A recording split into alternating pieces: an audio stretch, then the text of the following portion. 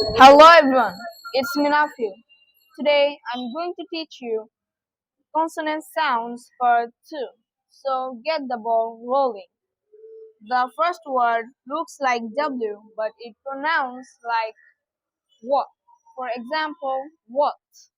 The next sounds looks like J but pronounced like Y.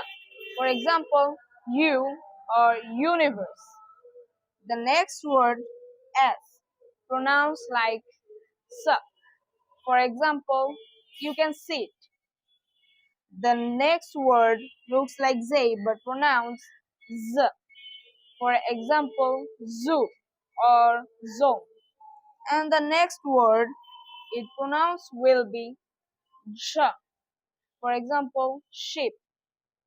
And the next word looks like tree but it pronounced like j. For example, job. And the next word ch.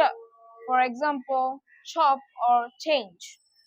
The next word j or ch. For example, knowledge. And that's all for me. Thank you.